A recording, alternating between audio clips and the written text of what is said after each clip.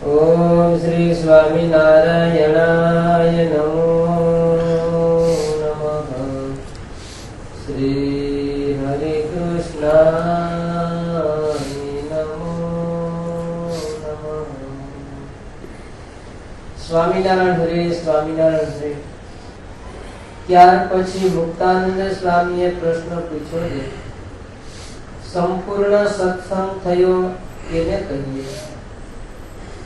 પછી શ્રીજી મહારાજ બોલ્યા છે, એક તો અતિશય દ્રઢ આત્મનિષ્ઠા હોય અને તે પોતાના આત્માને દેહ ઇન્દ્રિયો અંતઃકરણથી અતિશય અસંગી માને અને દેહ ઇન્દ્રિયાદિકની ક્રિયાઓ તે પોતાને વિશે ન માને તો પણ પંચ વર્તમાનના નિયમમાં લેશ માત્ર ફેર પડવા દે નહીં અને પોતે બ્રહ્મ સ્વરૂપે વર્તે તો પણ પરબ્રહ્મ જે પુરુષોત્તમ ભગવાન તેનું દાસ પણ મૂકે નહીં. સ્વામી સેવકપણે કરીને ભગવાનની દ્રઢ ઉપાસના કરે અને પ્રત્યક્ષ મૂર્તિ જે ભગવાન તેને આકાશની પેઠે અતિશય અસંગી સમજે. જેમ આકાશ છે તે ચાર ભૂતમાં અનુચિતપણે વ્યાપીને રહ્યો છે અને ચાર ભૂતની જે ક્રિયા તે આકાશને વિશે થાય છે તો પણ આકાશને પૃથ્વી આદિ ચાર ભૂતના વિકાર અડતા નથી. તેમ પ્રત્યક્ષ જે શ્રી કૃષ્ણ નારાયણ તે શુભ અશુભ સર્વે ક્રિયાને કરતા થતા આકાશની પેઠે નિર્લેપ છે એમ જાણે અને તે ભગવાનના જે અસંખ્યાત ઐશ્વર્ય છે તેને સમજે છે. આ ભગવાન જીવોના કલ્યાણને અર્થે મનુષ્ય જેવા જણાય છે તો પણ અનંત કોટી બ્રહ્માંડના કરતા હરતા છે અને ગોલોક વૈકુંઠ શ્વેતદ્વીપ બ્રહ્મપુર ઇત્યાદિ જે ધામ તે સર્વેના સ્વામી છે અને અનંત કોટી એવા જે અક્ષર મુક્ત તે સર્વેના સ્વામી છે. એવો ભગવાનનો મહિમા જાણીને તે ભગવાનને વિશે શ્રવણાદિક ભક્તિને દ્રઢ કરીને રાખે અને તે ભગવાનના ભક્તની સેવા ચાકરી કરે એવી રીતે જે વર્તે તેનો સંપૂર્ણ સત્સંગ કહીએ.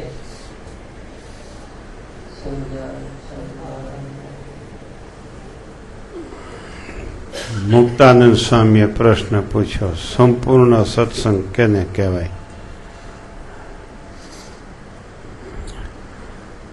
આ તો આપણે બધાને મીટર મૂકી દીધા આપણા સત્સંગ ઉપર, એવી વાત આવી, માપી લીધા આપણને. સંપૂર્ણ સત્સંગ કોને કહીએ? મુક્તાનંદ સ્વામીએ પ્રશ્ન પૂછ્યો. બહુ ઊંચા લેવલની વાત આવી.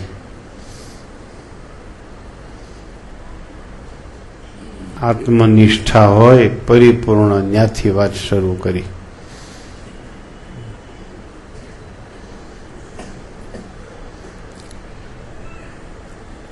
આત્મા, હું આત્મા છું, શરીર તે હું નહીં, ત્યાંથી વાત શરૂ કરી સત્સંગ સંપૂર્ણ થવા માટે.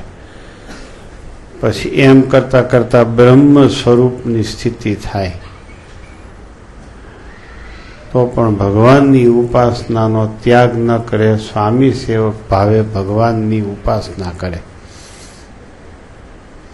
ભગવાનને જ કરતા માને, બીજા કોઈને કરતા માને નહીં. આકાશ જેમ ચાર ભૂતને વિશે અનુસ્યુત રહ્યો છે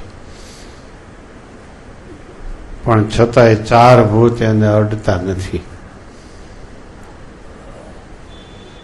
એમ ભગવાનને નિર્વિકાર જાણે, નિર્લેપ જાણે અને બ્રહ્મ સ્વરૂપ થઈને ભગવાનની ઉપાસના કરે એને સંપૂર્ણ સત્સંગ કહેવાય. લ્યો, આપણે સત્સંગની વ્યાખ્યામાં કે અમારે કોઈ પણ પ્રકારના વ્યસન નથી, વ્યસન ન હોય એટલે એની રીતે માને કે હું સત્સંગી છું. પછી મંદિરે નિયમિત જાતો હોય, પૂજા પાઠ કરે, 11 રહેતો હોય, એમ બ્રહ્મચર્ય પાળતા હોય, કાંઈક નિયમ પાળતા હોય, બહારનું ખાવું ને વગેરે, ગાળવું ચાળવું, પવિત્રપણે રહેવું, સદાચાર રાખવા ને આ બધા નિયમ કાંઈક પાળતા હોય અને એમ માની લેતા હોય આપણે આપણી રીતે હું સંપૂર્ણ સત્સંગી છું એમ 10મો 20મો ભાગ દઈ દેતા હોય, વર્ષમાં એકાદી વાર સાધુને જમાડતા હોય એમ, જિંદગીમાં 2-3 વાર છપૈયા જઈ આવે, બદ્રીનારાયણ જઈ આવે,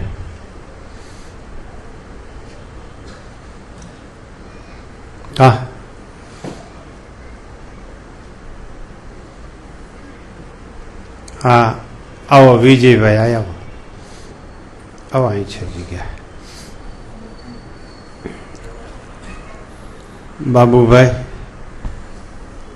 તમે બાબુભાઈ ને તમે દેવરાજ્યાના,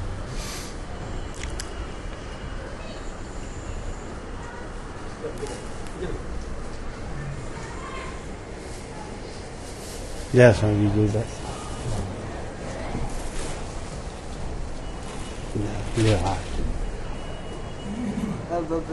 હા જય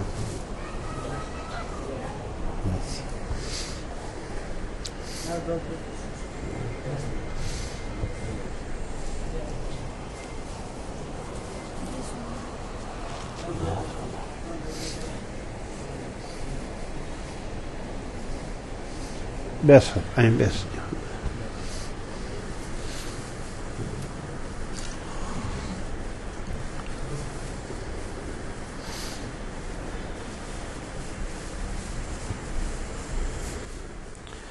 જુનાગઢ દેશના હોય ત્યારે કે હાલો હવે દિવાળીનું વેકેશન છે, જુનાગઢ દર્શન જઈ આવી, સિદ્ધેશ્વર મહાદેવની મહાપૂજા, સિદ્ધેશ્વર મહાદેવની માનતા અને મહાપૂજા કરી આવી.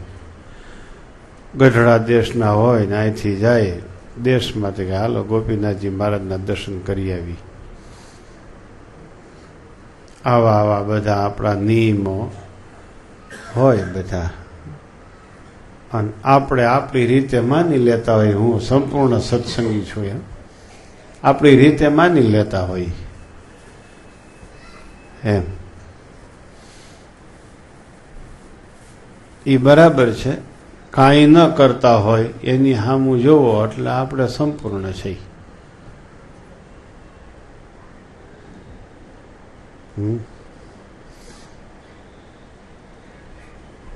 આપણાથી ઓછું પાળે છે એની સામું જોઈ એટલે આપણે બહુ સરસ છીએ. આપણાથી અધિક છે એની સામું જોઈએ તો આપણે અપૂર્ણ છીએ, સંપૂર્ણ નથી. અહીં સંપૂર્ણ સત્સંગની વાત આવી.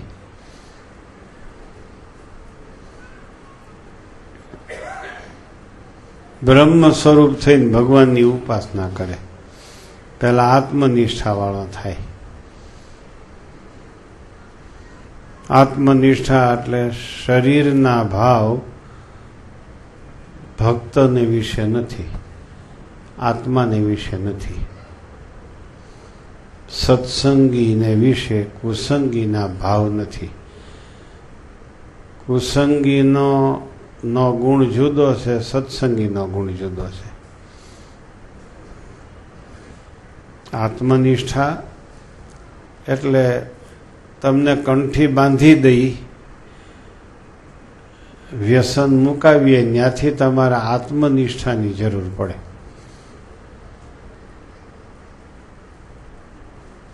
તમને સંતે કોઈએ વ્યસન મુકાવ્યા પછી વ્યસનીનો સંગ થાય ત્યારે તમારી પાસે આત્મનિષ્ઠા જોઈ. હું નિર્વ્યસની છું, હું નિર્વ્યસની છું, હું તમારાથી જુદો છું. ત્યાંથી આત્મનિષ્ઠા શરૂ થાય.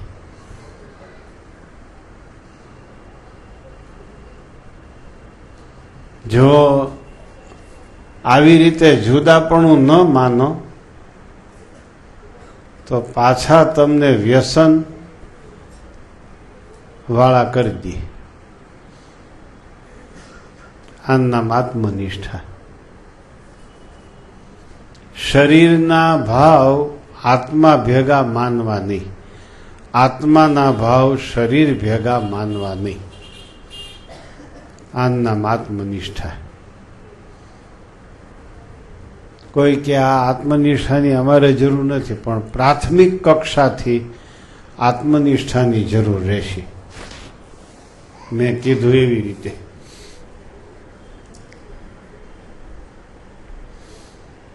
તમે તમને બીજાથી જુદા માનો તો જ એના દુર્ગુણ તમારે વિશે આવે નહીં.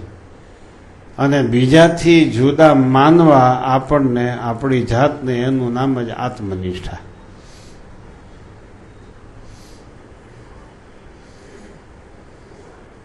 શરીરનો ભાવ નાશવંત, આત્મા અવિનાશી. શરીર દુઃખરૂપ, આત્મા સુખરૂપ. શરીર ક્ષણિક, આત્મા કાયમ. શરીરને બાલ્યાવસ્થા, યુવાવસ્થા, વૃદ્ધાવસ્થા છે. આત્માને કોઈ અવસ્થા જ નથી. આત્મા એટલે આત્મા.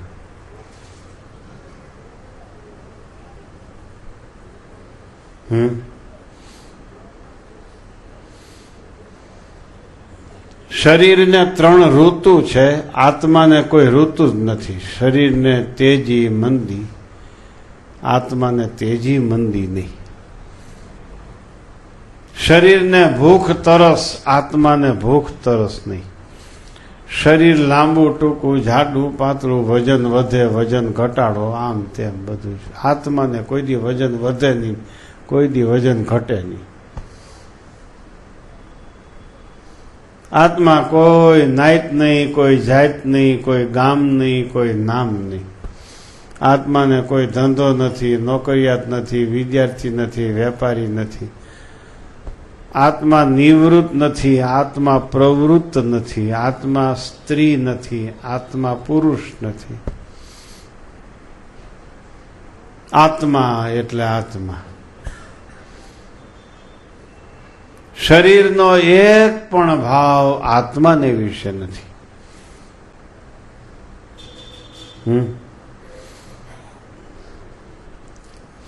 આનું નામ આત્મનિષ્ઠા. એને વિશે નિષ્ઠા, એનું નામ આત્મનિષ્ઠા.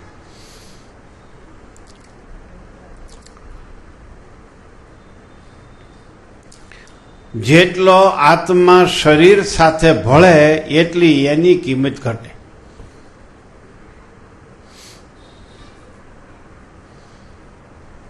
શરીરથી જુદો એટલો જ કિંમતી.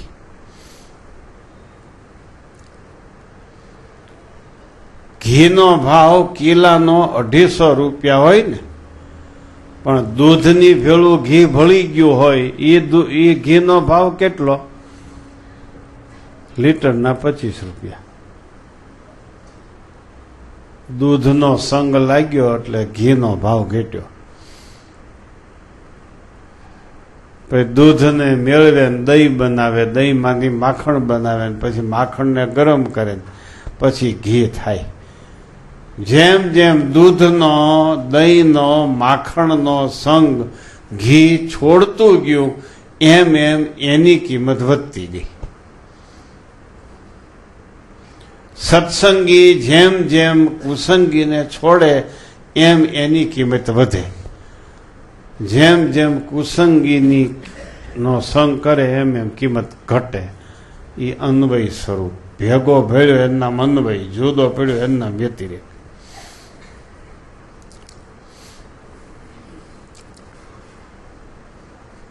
આ તમે બધા હીરામાં, બજારમાં, ગાહવામાં હો ને, તમને સત્સંગી માનો તો કુસંગીની રીત તમારામાં ન આવે. અને નહીતર કુસંગીની રીત તમારામાં આવી જાય. આત્મા શરીર ભેગો ભેળ્યો, કિંમત ઘટી. ઘી દૂધ ભેળું ભેળું ને કિંમત ઘટી, એમ તમે કુસંગી ભેળા ભળી જાઓ ને તમારી કિંમત ઘટે. આ સંપૂર્ણ સત્સંગ થવાની પ્રક્રિયા ત્યાંથી શરૂ થાય.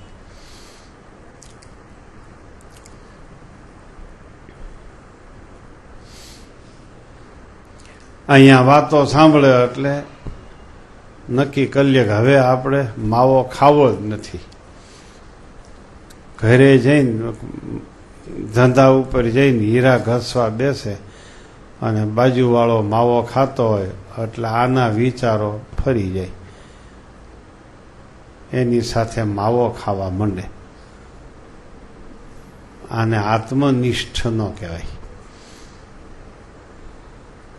ભેગો ભળી ગયો એટલે કાંઈ કિંમત નહીં.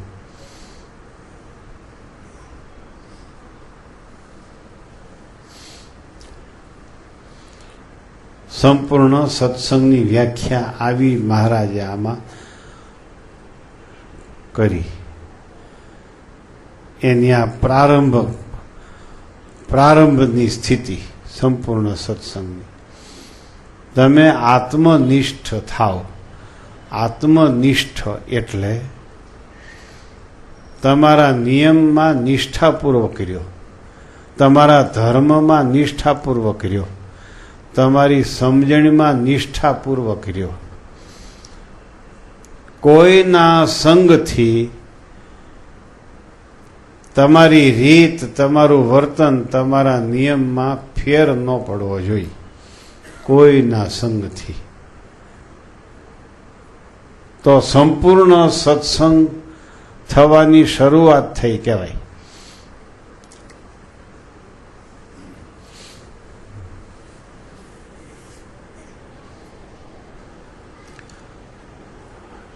સાંભળ્યું? સંપૂર્ણ સત્સંગ છે કે સંપૂર્ણ કુસંગ છે?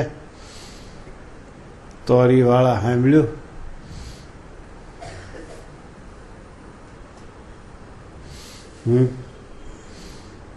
સત્સંગી છો કે કુસંગી છો એ તો કયો? સત્સંગી છો. 4 આના છો કે 8 આના છો કે 12 આના છો કે 16 આના છો? 8 આના છો.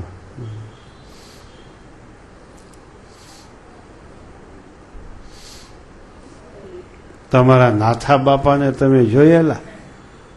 એમ નાથા બાપા ભક્ત ચિંતામણી કંઠે બોલતા પ્રકરણો. એ ભક્ત ચિંતામણી બોલે ને આમ શાંતિ પમાડી દે એવી બોલતા ભક્ત ચિંતામણી. એના તમે છો. આમ બધા અરીસામાં જુઓ ને તો ખબર પડે કે આપણો ચહેરો કેવો છે. સંપૂર્ણ સત્સંગ જેને થયો હોય એ આપણો અરીસો છે. એમાં જોતા શીખો.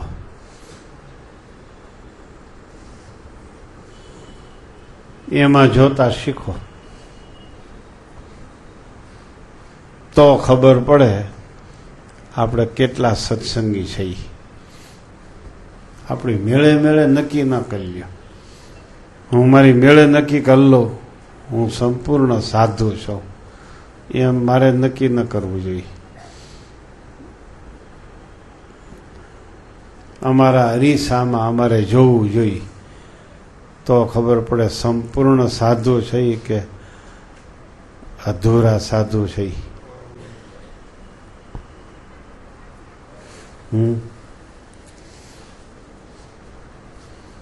પહેલા વહેલા અહીંયા આત્મનિષ્ઠા બતાવી. આત્મનિષ્ઠા એટલે હું બહુ સાદી ભાષામાં સમજાવું તમને. તમે જે ક્ષેત્રમાં છો એ ક્ષેત્રમાં તમારાથી હલકા માણસો, નિયમ વિનાના માણસો, કુસંગી, એના યોગે તમારો સત્સંગ ઘસાવો જોઈએ નહીં. આવું સતત અનુસંધાન રાખો. એનું નામ તમે આત્મનિષ્ઠ થઈ ગયા. નિયમનિષ્ઠ થઈ ગયા. જે ક્ષેત્રમાં તમે હો એ ક્ષેત્રમાં. ત્યાંથી અહીંયા મહારાજે વાત શરૂ કરી છે. હું સત્સંગી છું, કુસંગીના ભાવ મારે વિશે નથી. કુસંગીનો યોગ થાય તો પણ કુસંગીના ભાવ આપણામાં આવવા ન જોઈએ.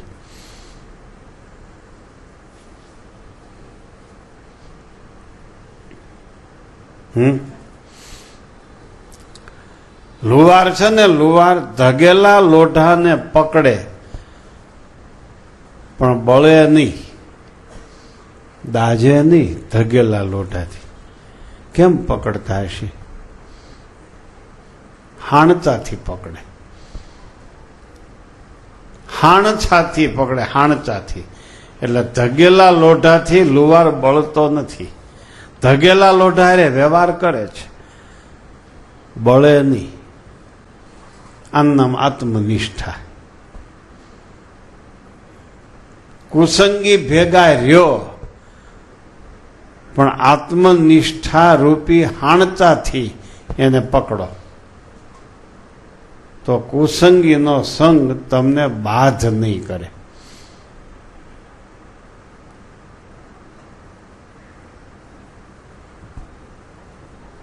સાંભળ્યું બધાએ? આ જો અમને સાધુને વસ્તીમાં રહેવાય, સાધુએ વસ્તીમાં રહેવાતા હશે. સ્વામિનારાયણ ભગવાને આ સાધુને વસ્તીમાં રાખ્યા. આવી રીતે રાખ્યા વસ્તીમાં. કેમ?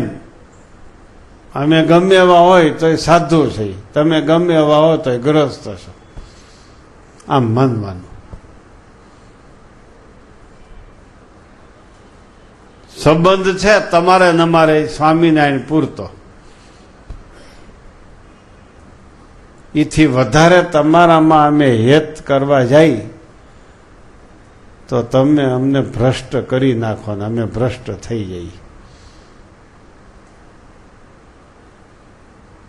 ત્યાં નક્કી હોવી જોઈએ હું ત્યાગી છું અને આ ગૃહસ્થ છે. એમ તમે સમાજમાં રહ્યો છો ને, તમે હું સત્સંગી છું એમ નક્કી કરી લ્યો. બધા યુવાનને ખાસ કહું છું, હું સત્સંગી છું.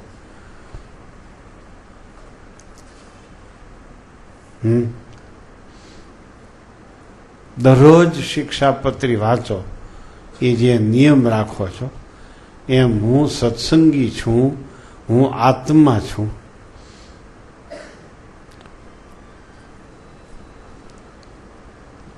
આવું દરરોજ યાદ કરવું, એ શિક્ષાપત્રી વાંચો એના કરતાં વધારે કિંમતી યાદગીરી છે.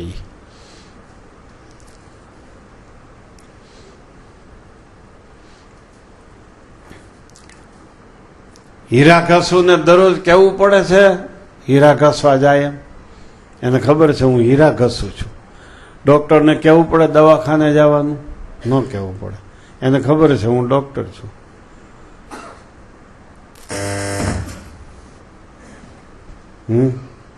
ખેડૂતને ખેતરમાં જવાનો દરરોજ ઉપદેશ ન દેવો પડે, કારણ કે એને ખબર છે હું ખેડૂત છું.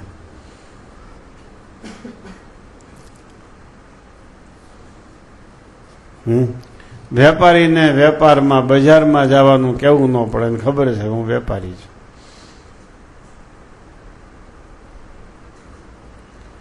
એમ ફેક્ટરી વાળાને ફેક્ટરીએ જવાનું કેવું ન પડે, વકીલને ઓફિસે જવાનું કેવું ન પડે, એને ખબર છે હું વકીલ છું.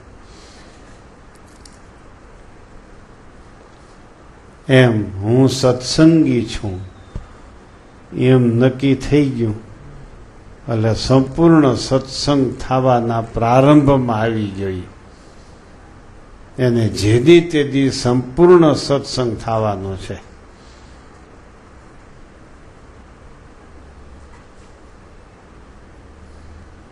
વિચારજો બહુ વાત.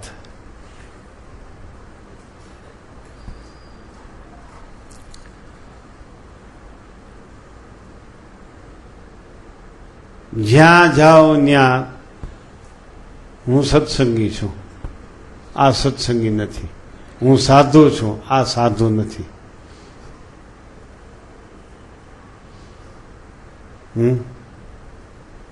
તમારા વેપારમાં કેટલું તમારે આત્મનિષ્ઠ થવું પડતું હોય, નકર હાંજ પેલા તેજી મંદીમાં ફેંકાઈ જાઓ.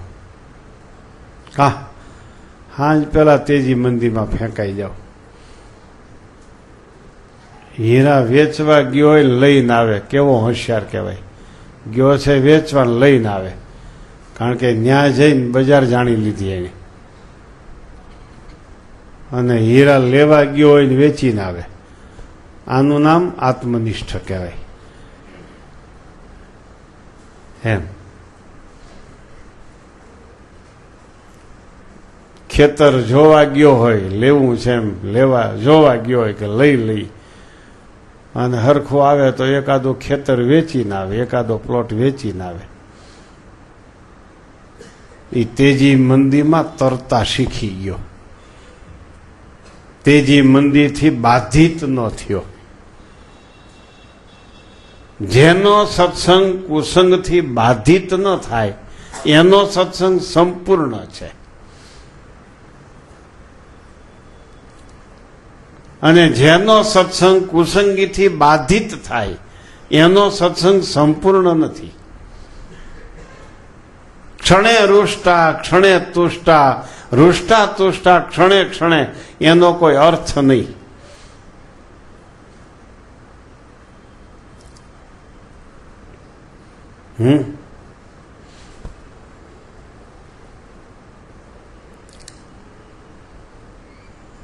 આપણા સ્વામી નીમ દેતા ને તો સ્વામી કે જેટલા પાળતા હોય એટલા પાળો પેલા, પછી નવું લ્યો. એનું નામ સ્થિરતા આવી કહેવાય સત્સંગમાં.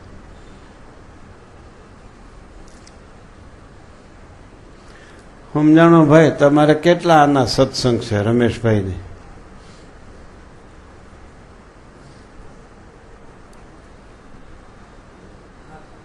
ના ના, હોળા ના હોય તો હોળા ના કહેજો. હું કઈ મારાથી બીતા નહીં તમે કઈ. હું કઈ નહીં કહું, ગણાવી દો તો કેવી રીતે હોળા ના, હું એમ નહીં પૂછું તમ તારે.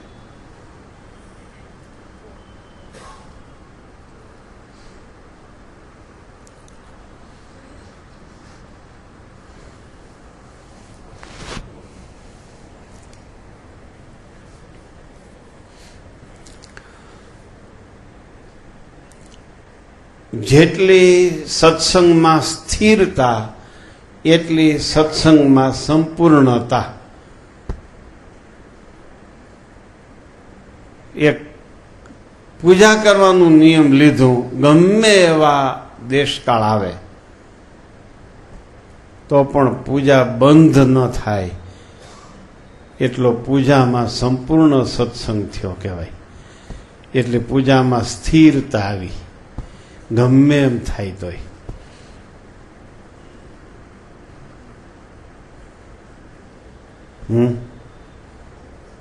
વચનામૃત વાંચવાનું નિયમ એટલે નિયમ.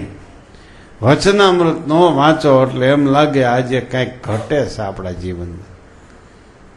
એકાદશી રહેવાનું નિયમ હોય કે બીજું કઈ નિયમ હોય, એ નિયમ પછી આવે સમજણ. સમજણમાં ભગવાનને કેવા સમજી છે, સાધુને કેવા સમજી છે, સત્સંગીનો મહિમા કેવો સમજી છે. નિયમ પાળવામાં કુસંગ છે, એ કુસંગ છે ને એ વિઘ્નરૂપ છે. મહિમા સમજવામાં મનુષ્ય ભાવ આપણા જેવા લાગે છે, આપણા જેવા લાગે છે. એ મહિમા સમજવામાં મોટામાં મોટો વિઘ્ન છે.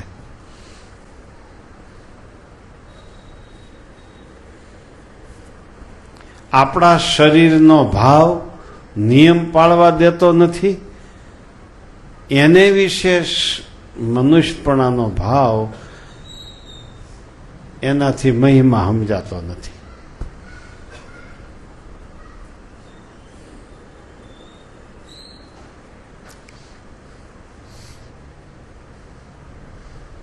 અગણી અહીંયા આવીને બેસી જાય કલેક્ટર તમારા સુરતના લેંઘો પહેરીને બેસી જાય અહીંયા આવી.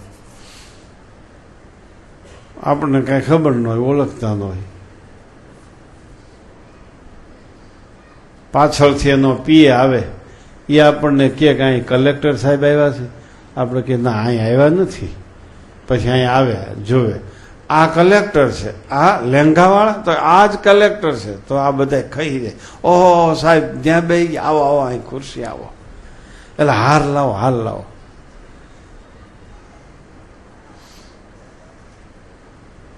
બસ એમ અક્ષરધામના મુક્તો શ્રીજી મહારાજ બધા આ સભામાં આવીને બેસી ગયા છે. હવે કોક કે મહારાજ આ છે, આવા છે, આ સાધુ આવા છે, તો મેળ ખાય.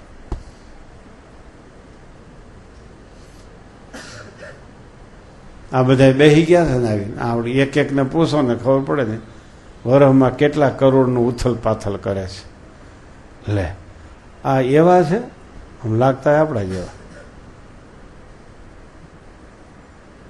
કા અને આપણે તો ટીપી ટીપીને માંડ 1 લાખ રૂપિયા કમાતા હોય, એમાં 15,000 બચાવતા હોય.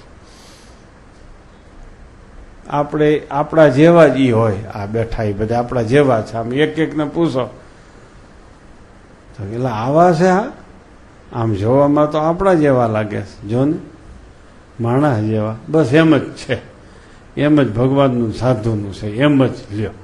સમજી લ્યા, સમજી ગયા. બસ એમ જ છે.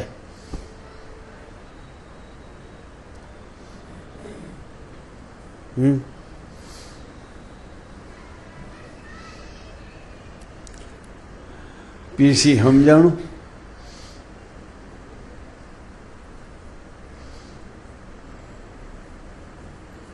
આપણા જેવા લાગે હાવ. મહારાજ મુક્તાનંદ સ્વામીને કે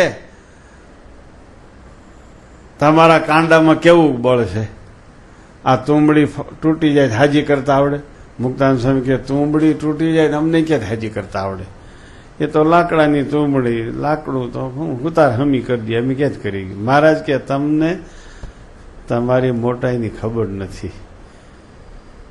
માયામાં પડેલો જીવ હોય અને તમે સંકલ્પ કરો કે આ જીવ 8 આવરણ પર અક્ષરધામમાં જાય તો વયો જાય. આવું તમારા કાંડામાં બળ છે. લ્યો, સમજાણું? નિયમ પાળવામાં કુસંગીથી દબાઈ છે એ મોટામાં મોટું દૂષણ છે. મહિમા સમજવામાં આપણા જેવા લાગે છે એ મોટામાં મોટી તકલીફ છે. લ્યો,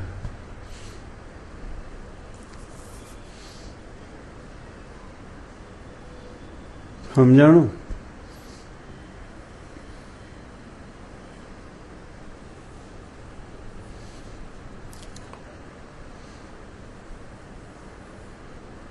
એક રાજા હતો ને, રાજા, એના રાજ્યમાં દુષ્કાળ પડ્યો.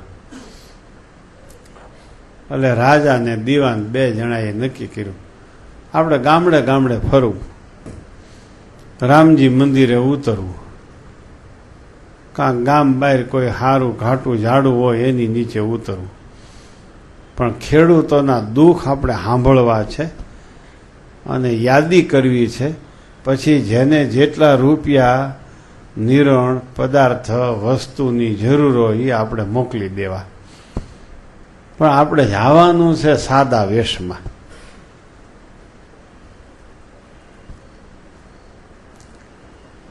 રાજના ભભકાથી જાહું ને તો નાના માણસો આપણને મળી નહીં શકે. એટલે આપણે ભભકાથી નથી જવું. આપણે 2 જ જણાને જવાનું સાદા વેશમાં, લેંઘો ને જભો પહેરી. એ તો નીકળ્યા 2 ઉપડ્યા ભાઈ. જ્યાં જ્યાં દુષ્કાળ હતો ત્યાં મીંડા જવા, રામજી મંદિરે ઉતરે. સરપંચને બોલાવે કે આજે સભા કરવાની છે, બધાને બોલાવજો. દીવાન એમ કે ભાઈ હું દીવાન છું ને આ રાજા છે આપણા રાજનો. તો ઓલા એમ કે જમવાની વ્યવસ્થા, જમવાની તો હજી સુધી કાંઈ વ્યવસ્થા થઈ નથી, કોઈ બોલાવશે તો જઈ આવશું. હે, સભા થાય લ્યો, અને સભામાં દીવાન વાતો કરે કે આ અમારા રાજા છે, આપણા રાજા છે. ભાઈ આ મોડું વરસ પડ્યું, દુષ્કાળ પડ્યો ને તમને બધાને સાંભળવા આવ્યા છે. તમારે કેટલા રૂપિયાની, કેટલી નિરણની, કેટલું બીજી બિયારણની, ખાતરની જરૂર છે કહી દો, બધું પુગાડી દેવું. જેને વિશ્વાસ આવે એ મીંડ્યા લખાવા, બીજા ડાપણ મીંડ્યા કરવા કે ખાવાનો ક્યાંય ધડો નથી અને રાજા થઈને આવ્યો છે, આને કોણ રાજા કહે? કાલે ભૂરાભાઈ ત્યાં ગયા હતા ને આજ મેપાભાઈ ત્યાં જવાના છે. હે, ખાવાનો કાંઈ ધડો નથી. આ ભાઈ દીવાન થઈને બેઠો છે ને આ રાજા થઈને બેઠો છે. આવા કોઈ દી રાજા હોતા હશે, એટલે અમારે કાંઈ જોતું નથી. તમે બધા લખાવો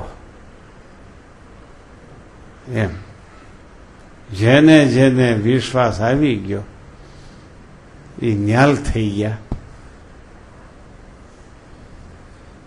જેને પોતા જેવા લાગતા હતા એ બધા એમને બેહાલ થઈ ગયા, મરી ગયા, ભૂખ્યા ને તરસ્યા, કાંઈ મળ્યું નહીં. આમ છે લ્યો, આવી વાત છે ભગવાનની, સાધુની. હો ભાઈ,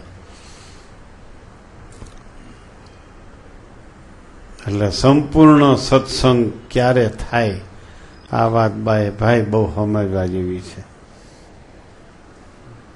આ તમે બધા જુઓ છે, આમ બધા હરખા છો ને આકૃતિમાં. આ એક એકને મંડો પૂછવા તમે શું કરો છો, એક એકને મંડો પૂછવા. લાગે છે આપણા જેવા બધા, કોઈ પેટ પૂરતું માંડ કરતા હશે અને કોઈ લાખો રૂપિયા હેરફેર કરતા છે, કોઈ કરોડો રૂપિયાની હેરફેર કરતા હશે. બધાની આકૃતિ તો માણસના જેવી જ છે. ઐશ્વર્ય, શક્તિ, સામર્થ્યમાં બહુ ફેર છે. ભગવાન આ પૃથ્વી ઉપર આવે, સંતો આ પૃથ્વી ઉપર આવે, આપણા જેવા જ હોય, પણ માત્ર શરીરની આકૃતિમાં આપણા જેવા હોય.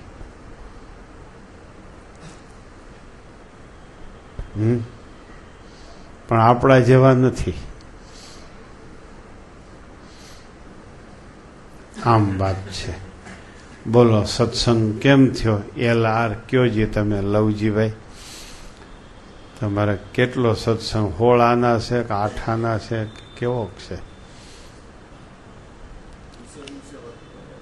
દિવસે દિવસે વધતો જાય છે તો હારું. જેટલો કુસંગ ગૌણ થાય એટલો સત્સંગ પ્રધાન થયો કહેવાય. આ હું તમને માપ બતાવું, માપ્યું. આ સત્સંગ માપવાનું માપ્યું. કુસંગ ગૌણ થાય એટલો સત્સંગ પ્રધાન થયો કહેવાય.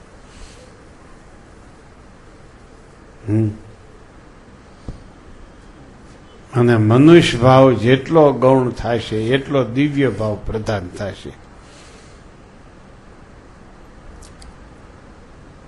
એટલે જે ક્ષેત્રમાં છો એ ક્ષેત્રમાં જુદા રહેતા શીખો.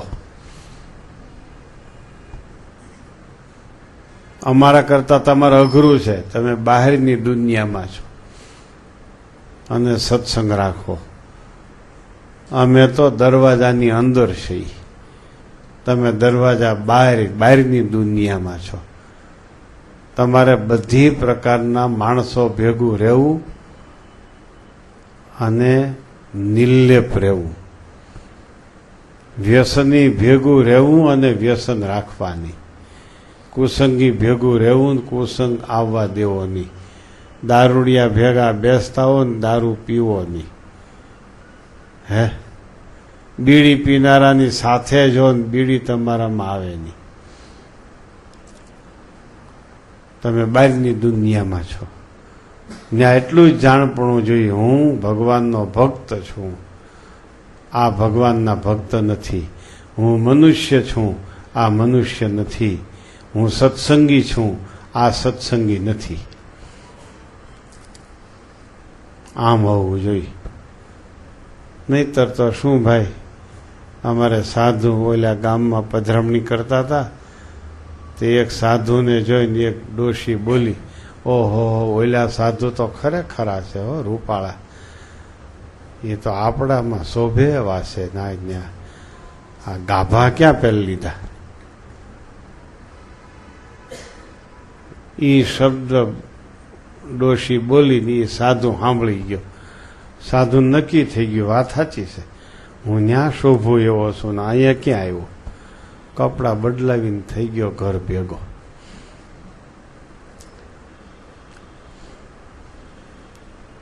આમ એક જ 100 સોનાર કી, એક લુહાર કી. સોની ભલે ને 100 ઘા મારે, લુહાર એક ગણ મારે એટલે પૂરું. અમે ભલે ને 8 દી સુધી તમને ટીપા કરીએ, કુસંગીનો એક ઘા આવે એટલે પૂરું. અમારી 8 દીનો દાખલો નકામો થઈ જાય. કારણ કે નિષ્ઠા નથી થઈ ને તમારામાં, નિષ્ઠાપૂર્વક નથી સાંભળ્યું.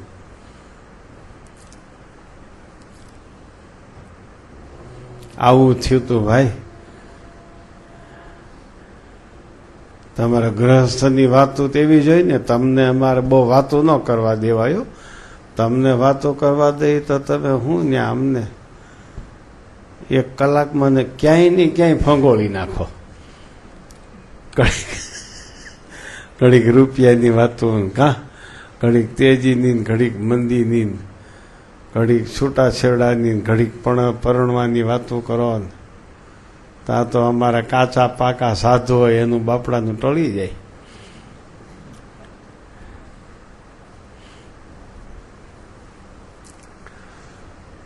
સંપૂર્ણ સત્સંગ થયો. શું થયું ભાઈ?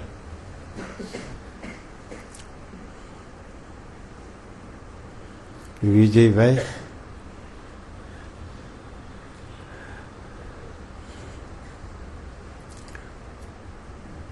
આ પૃથ્વી ઉપર જેવા છે એવા જાણવા, એનું નામ સંપૂર્ણ સત્સંગ. ભગવાન અહીંયા છે હો, સાધુ અહીંયા છે. અક્ષરધામમાં વયા નથી ગયા.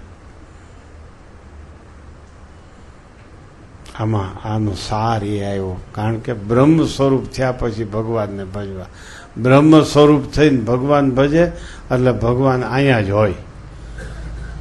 બ્રહ્મરૂપ ન થાય ત્યાં સુધી ભગવાન અક્ષરધામમાં છે, છેટા છે.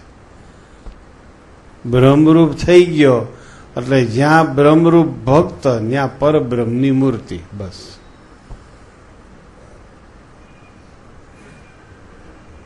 સમજાણું?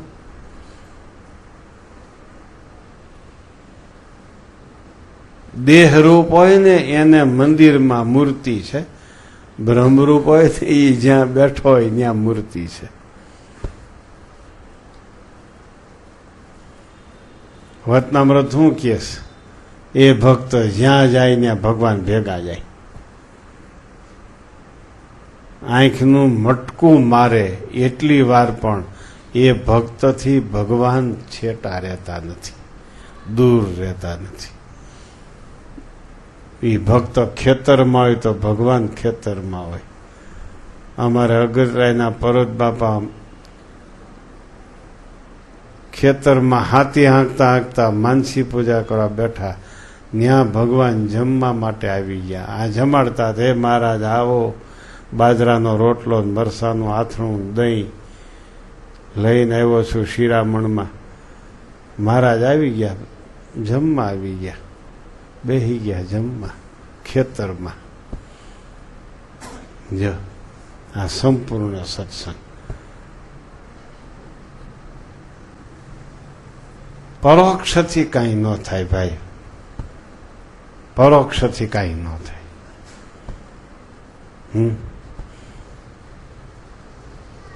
તમે પરણવા ગયા હતા, તમારો ફોટો ગયો તો પરણવા, એ તો કયો.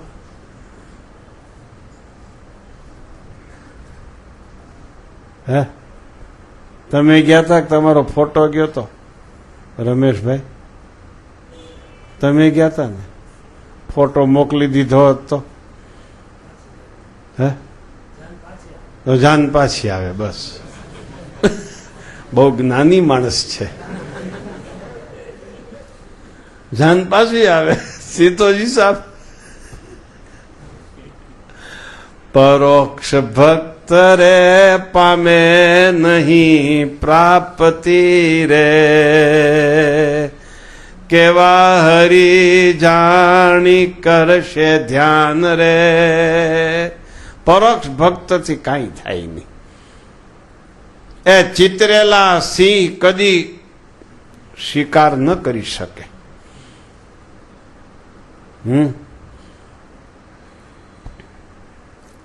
ચિતરેલા સિંહ શિકાર ન કરી શકે ભાઈ. ચિતરેલા ભોજનથી કદી ભૂખ ન ભાંગે. નહીતર હવ એક વાર રસોઈ બનાવી લેત, પછી ફોટા પાડી લેત અને એની કોપી કરી કરીને મહેમાન આવે તે પીરસ્યા કરત.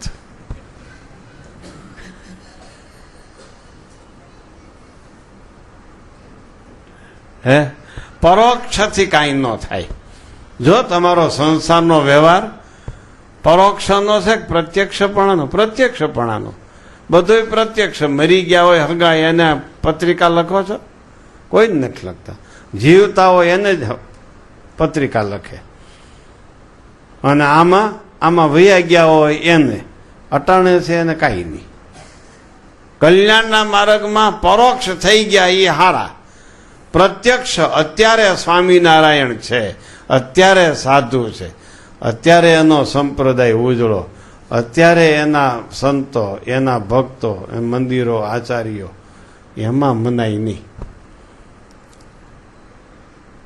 અને વ્યવહારમાં જે અત્યારે હાજર છે એની કિંમત આમ ન ચાલે ભાઈ. તો એમાંય પરોક્ષનું કરો ને. પ્રત્યક્ષની જ માન્યતા છે. જો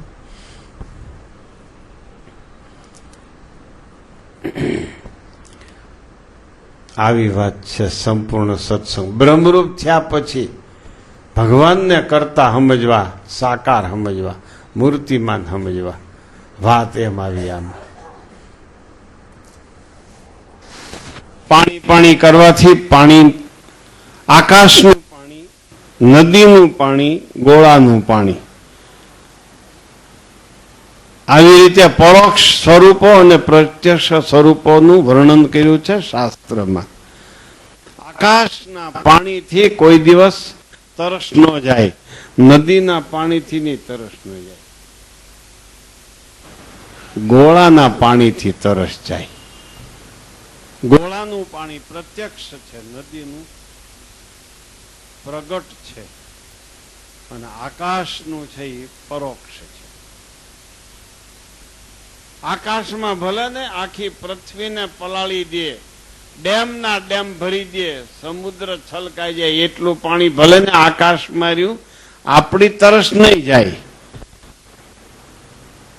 નદીમાં ભલે ને કેટલું પાણી ચાલ્યું જાય છે, એનાથી આપણી તરસ નહીં જાય. આપણી તરસ તો ગોળાના પાણીના એક પ્યાલામાં આપણી તરસ જશે. આ પ્રત્યક્ષપણું.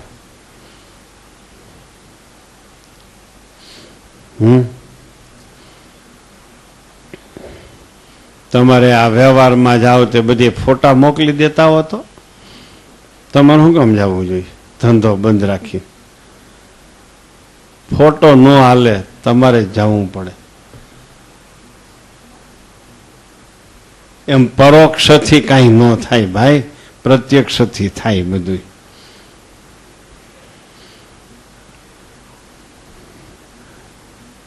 તમારે આગલું ઘર મરી જાય ને પછી બીજું ઘર કરો, પછી આગલા ઘરના વખાણ કરજો. ઓલીને કઢી આવડતી તેવી તને નથી આવડતી, તો ત્રીજા ઘરનું આયોજન કરી રાખવું.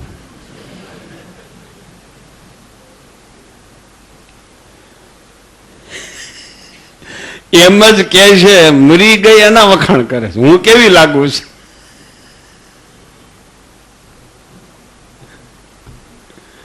હે, નિષ્કુળાનંદ સ્વામી લખ્યું છે એના ગ્રંથમાં, સાચા ને સોંઘા ઘણા નથી મોંઘા થયા મહારાજ, ખોટાને ન મળે ખોળતા તે દિન કેવળી આજ. બસ, હાચાને તે દી હતા, ખોટાને તે દિવસે નહોતા.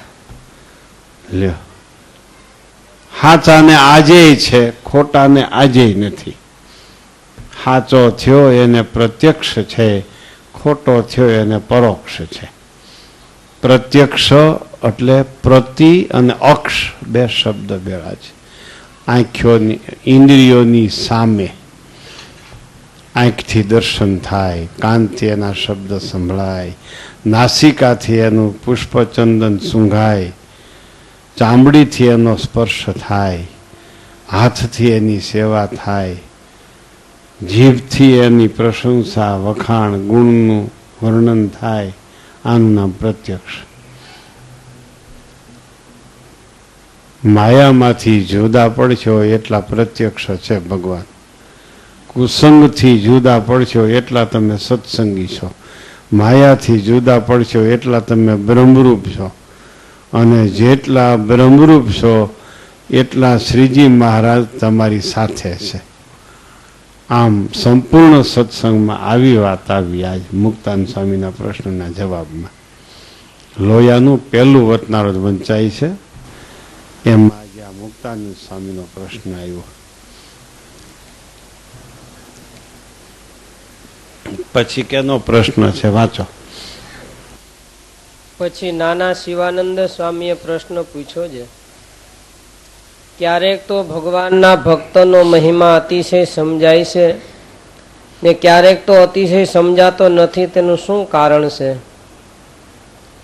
પછી શ્રીજી મહારાજ બોલ્યા છે, સંત છે તે તો ધર્મવાળા છે, તે જ્યારે કોઈને અધર્મમાં ચાલતો દેખે ત્યારે તેને ટોકે. પછી જે દેહાભિમાની હોય તેને સવડો વિચાર કરીને શિક્ષા ગ્રહણ કરતા આવડે નહીં ને સામો તે સંતનો અવગુણ લે. માટે જ્યાં સુધી એને દુખાડીને કહે નહીં ત્યાં સુધી મહાત્મય રહે, ને જ્યારે હિતની વાત પણ દુખાડીને કહે ત્યારે અવગુણ લે ને મહાત્મા ન જાણે. અને જેને સંતનો અવગુણ આવ્યો હોય તેને કોઈ રીતે પ્રાયશ્ચિત કરીને પણ શુદ્ધ થવાતું નથી. જેમ કામાદિક દોષના પાપ નિવારણ છે તેમ સંતના દ્રોહનું પાપ નિવારણ છે નહીં.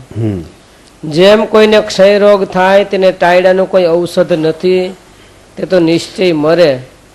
તેમ જેને સંતનો અવગુણ આવ્યો હોય તેને તો ક્ષય રોગ થયો જાણવો, તો 5 દિવસ મોડો વહેલો નિશ્ચય વિમુખ થશે. અને વળી જેમ મનુષ્યના હાથ પગ નાક આંખ આંગળીઓ યાદિક જે અંગ તે કપાય તો પણ તે મનુષ્ય મૂવો કહેવાય નહીં. અને જ્યારે ધડમાંથી માથું કપાઈ જાય ત્યારે તેને મૂવો કહેવાય. કે હરિજનનો જેને અવગુણ આવે તેનું તો માથું કપાણું જાણવું. અને બીજા વર્તમાનમાં કદાચિત ફેર પડે તો અંગ કપાણું કહેવાય, પણ તે જીવે ખરો, કહેતા તે સત્સંગમાં ટકે ખરો. અને જેને સંતનો અવગુણ આવ્યો તે તો નિશ્ચય સત્સંગથી જ્યારે ત્યારે વિમુખ જ થાય, એનું માથું કપાણું જાણવું. કેવી વાત આવી. શિવાનંદ સ્વામીનો પ્રશ્ન ને? નાના શિવાનંદ સ્વામીએ પ્રશ્ન પૂછ્યો. ક્યારેક તો બહુ મહિમા સમજાય છે, ક્યારેક મહિમા સમજાતો નથી, એનું કારણ શું છે? મહારાજે જવાબ આપ્યો, કોઈ મનુષ્ય અધર્મમાં ચાલતો દેખાય એ મોટા સંતથી જોઈ શકાય નહીં. પછી મોટા સંત એનું ખંડન કરે, એને ઠપકો આપે, એને વઢે, ત્યારે એ પાછો પડી જાય છે અને એ સંતનો અવગુણ લે છે. એ સંતનો અવગુણ લીધો એનો ક્ષય રોગ જાણવો.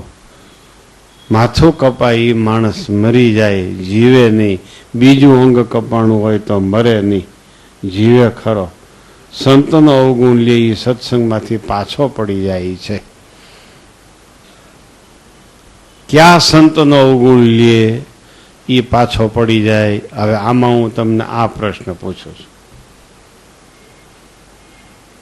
બધાય સંતનો અવગુણ લેવાથી પાછા પડી જાય? ક્યાં સંતનો અવગુણ લેવાથી પાછા પડી જવાય છે? ક્યાં સંતનો અવગુણ લેવાથી માથું કપાણું જાણવું? આ પ્રશ્ન પૂછો, આમાં જ એનો જવાબ આવી ગયો છે. કયો ભાઈ, તમને ખબર છે? કયો જે કીર્તન સંત? જે સંત આપણી ભૂલ બતાવે છે એનો અવગુણ લઈએ તો માથું કપાણું જાણવું.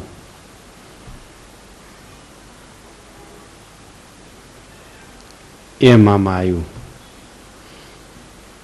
સંત ધર્મવાળા છે, કોઈ અધર્મમાં દેખાય તો એનાથી સહન ન થાય. પછી એ સંત એ અધર્મમાં જાતો હોય એને ટોકે, એનો અવગુણ લે છે. એને મોટો દોષ લાગ્યો છે. પહેલું વતનામૃત શું કે છે? સત્સંગમાં ગાઢ પ્રીતિ કેમ થતી નથી?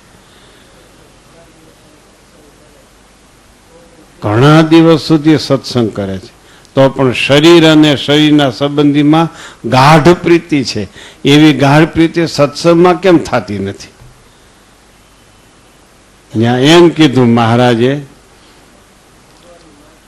ભગવાનનો મહિમા જાણ્યામાં આવ્યો નથી. એક આ પોઈન્ટ. બીજો પોઈન્ટ, જે સાધુને સંગે કરીને ભગવાનનો મહિમા સમજાય એ સાધુ જ્યારે આપણા સ્વભાવ ઉપર વાત કરે એ સ્વભાવને મૂકી શકે નહીં. વાતના કરનારાનો અવગુણ લે. આ વાત અધર્મમાં જાય એનાથી સહન થાય નહીં. પછી એને તરત જ ખીજાઈને કહેવાઈ જાય. સંત એને વઢીને કહી દે. ત્યારે એ વઢનારા સંતનો એ અવગુણ લે છે, એનું માથું કપાણું જાણે.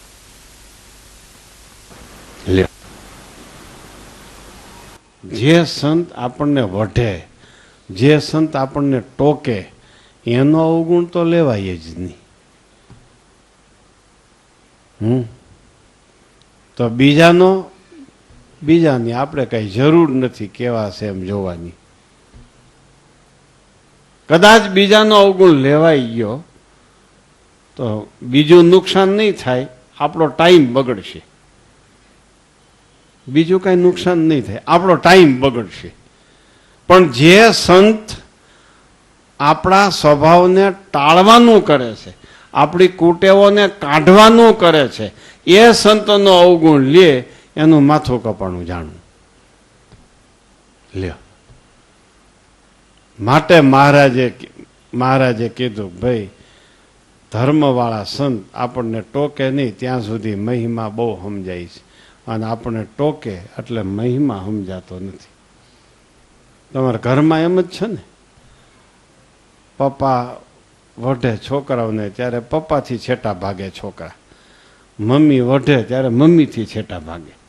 તમારા આમ હાલે છે ને ઘરમાં, બધા ઘરમાં એકો એક ઘરે આ તકલીફ છે, એકો એક ઘરે.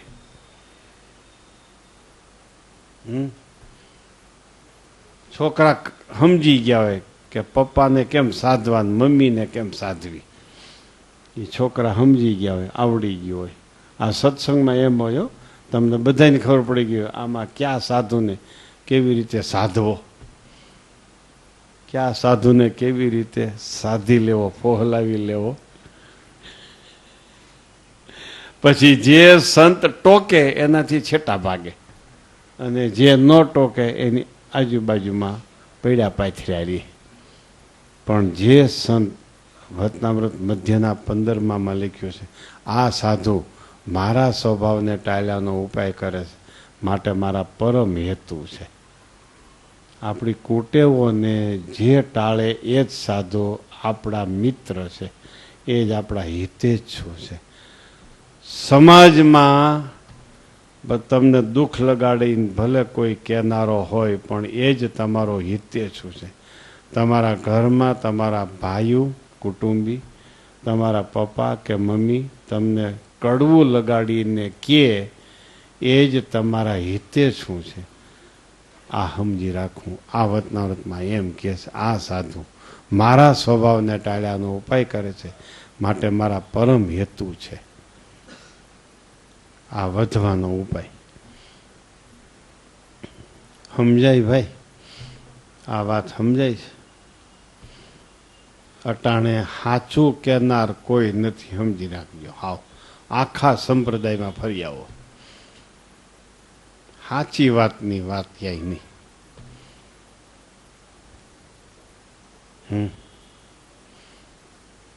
હાર પહેરાવો, નાલો વખાણ કરો, પધારો શેઠ, આવો શેઠ, આવો શેઠ.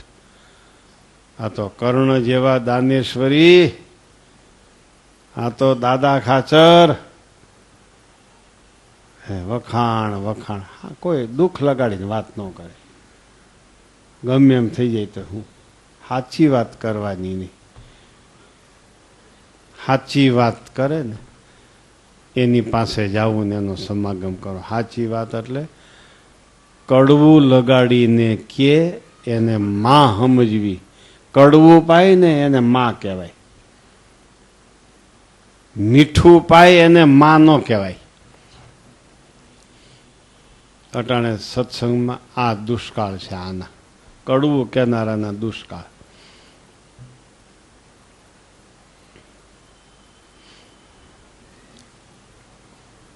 મારામાં જ્યાં સુધી સ્વાર્થ ભાવ હોય ને ત્યાં સુધી હું કડવું ન કહી શકું.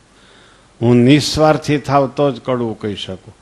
કડવું કહેનારો ને કડવું સાંભળનારો બે જ્યારે ભેગા થાય ને ત્યારે સંપૂર્ણ સત્સંગ થાય. ગુણાતીતાન સ્વામી જેવા ગુણાતીતાન સ્વામી, બોટાદના શિવલાલભાઈ જેવા શિવલાલભાઈ ગુણાતીતાન સ્વામી પાસે આવ્યા જુનાગઢ.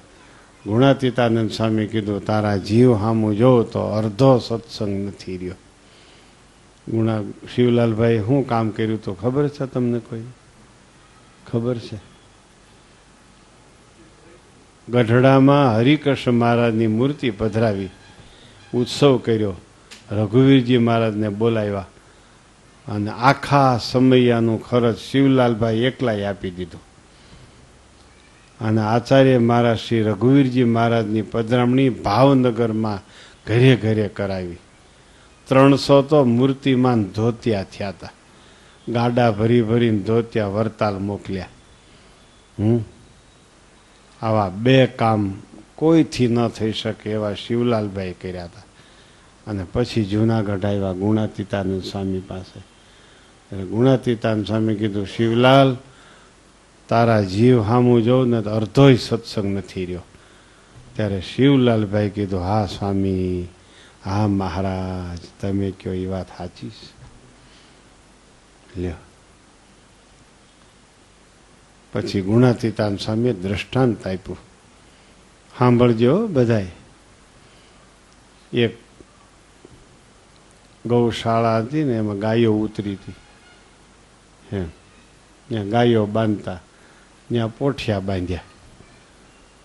તે ગાયનો વાછડો છૂટીને ત્યાં આવ્યો. એનું કે અહીંયા મારી માં છે, ધાવવા માટે. ત્યાં તો પોઠિયા હતા, જ્યાં ધાવવા જાય ત્યાં પાટું મારે, જ્યાં ધાવવા જાય ત્યાં પાટું મારે. 50 પોઠિયાના પાટા ખાઈ ખાઈને મોઢું હોજી ગયું વાછડાનું. પછી એની માં આવી તોય ધાવી ન શક્યું, મોઢું હોજી ગયું હતું. સ્વામી કે છે, શિવલાલ તારું મોઢું હોજી ગયું છે પાટા ખાઈ ખાઈ. તું તારી મા પાસે આવ્યો છો પણ ધાવીશ નહીં, ધાવી નહીં શકીશ. લ્યો. સ્વામી કે પહેલા મારે હોજો ઉતારવો પડશે, પછી મેળ ખાય. 6 મહિના સુધી રોકા મારી પાસે. 6 મહિના રોકાણા. હું હોજા ચડી ગયા હતા. મારા જેવું કોઈ નો કામ કરી શકે, મારા જેટલી કોઈ સેવા ન કરી શકે, મારા જેવો કોઈ દાતા નહીં. આવા હોજા ચડી ગયા હતા. એ હોજા ઉતાર્યા ગુણાતીતાન સ્વામી. લ્યો, ઘરમાં, કુટુંબમાં, સમાજમાં કે સત્સંગમાં કડવું કહેનારાની આજુબાજુમાં રહેજો. મીઠું બોલનારાથી છેટા જાજો. મીઠું બોલનારો સ્લો પોઈઝન છે, ધીમું ઝેર. 6 મહિને 12 મહિને મારી નાખે. ખાસ યાદ રાખજો. આવડા હીરા ઘસું છે ને, જરા કે હાપીટમાં આવે ને એટલે ભાગે શેઠને છોડી. આ શેઠ બરાબર નથી, પછી બીજા શેઠ પાસે જાય.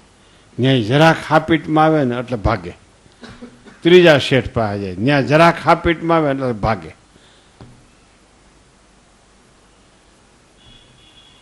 એમ એમ આમાં સત્સંગમાં એમ હોય. આમ જોતા હોય કઈ સભામાં ગયા જેવું છે, ક્યાં સભામાં રૂપિયા મળે એવી વાતો થાય છે. કા કઈ સભામાં એમ એવા આશીર્વાદ ક્યાં સદગુરુ આપે છે તું રાતોરાત રૂપિયા વાળો થઈ જા. આવું ઘણા ગોતતા હોય. મહારાજ કહે છે સત્સંગ કરવો એ કેવળ જીવના રૂડા વાસ્તે કરવો, સ્વાર્થ માટે નહીં.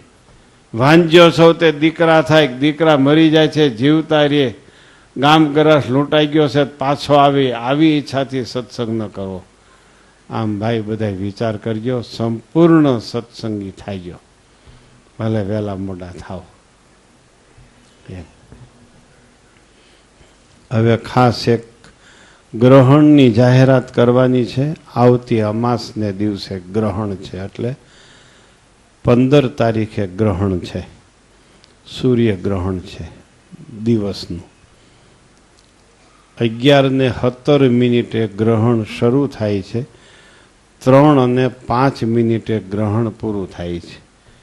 એનો વેધ રાતે 12 વાગે, એટલે કે 14 તારીખની રાતે 12 વાગે એનો વેધ શરૂ થાય છે. એટલે સવારમાં કોઈએ પણ દૂધ, નાસ્તો, ચા પાણી કાંઈ સવારમાં લેવાનું રહેશે નહીં. 15 તારીખે સવારમાં ખાવા પીવાનું બંધ રહેશે. 3 વાગ્યા પછી નાહીને પછી ખાઈ પી શકાય. આ ખાસ બધા યાદ રાખજો. તમારે સવારનું ખાવાનું બંધ અને બપોરનું ખાવાનું બંધ છે હો ભાઈ.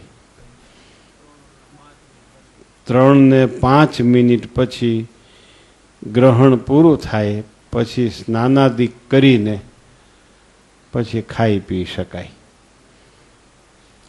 રસોડામાં પાણીમાં બનાવેલી કોઈ પણ રસોઈ રખાય નહીં, એ બધી ફેંકી દેવી પડે. પાણીમાં લોટ બાંધ્યો હોય ને તમે ઘીમાં તળ્યું હોય કે તેલમાં તળ્યું હોય, એ ઘી તેલ એ બધું ફેંકી દેવું પડે. તમે કેળના પાણીમાં કે દૂધમાં લોટ બાંધીને કાંઈ વસ્તુ બનાવી હોય, તળી હોય, તો એ ઘી તેલ રખાય. એ કેળના પાણીમાં બનાવેલી વાનગી કે દૂધમાં બનાવેલી વાનગી ચાલુ ગ્રહણમાં રાખી શકાય. પાણીમાં બનાવેલી કોઈ પણ રસોઈ ગ્રહણમાં રાખી ન શકાય, બધી ફેંકી દેવી પડે. તાવડી એ બધી ફેંકી દેવી પડે. લોઢી હોય એ બધું સાફ કરી નાખવું પડે. રસોડું હાવ સાફ કરી નાખવું પડે ગ્રહણ શરૂ થયા પહેલાં. એટલે 14 તારીખે સવારમાં કાંઈ પણ નાસ્તો પાણી, દૂધ પાણી કાંઈ લેવાનું નથી. અને 15 તારીખે સવારમાં અને 15 તારીખે બપોરે પણ કાંઈ જમવાનું નથી. 14 તારીખે સાંજે જમવાનું. હાટે લાંબુ લાગે તો 14 તારીખે મોડું જમવું 10-11 વાગે, કારણ કે હિસાબ ઘણાય બહુ કરતા હોય. એ કે કાલે 5 વાગે મળશે માટે મોડું ખાઈ. આ કાલે 11 છે ને, આજે ઘણાએ દબાવ્યું છે હરખું.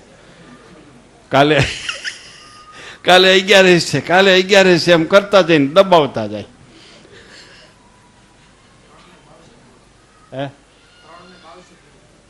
ના ના 5 છે કે 22 છે?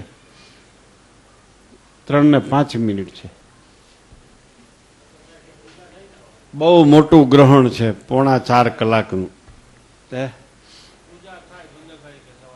15 તારીખે સવારે પૂજા થાય, વેધમાં પૂજા થાય.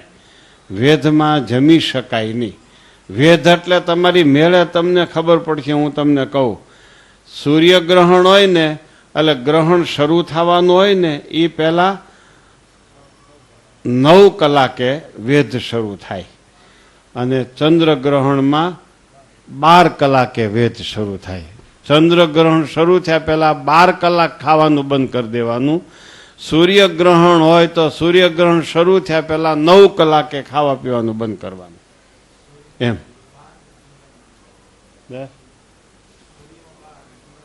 સૂર્યમાં 12 ને ચંદ્રગ્રહણમાં 9 કલાક. એમ એ મેળે તમને જોતા આવડી જાય એટલું જરાક યાદ રાખો તો. અને છેલ્લી બાકી ભાઈ ચાલુ ગ્રહણમાં ન ખાવ તોય હારા આવે. બીજું ખાલી 4 કલાક ખાવાનું બંધ કરવું, એટલે બરાબર નિયમ પાળજો.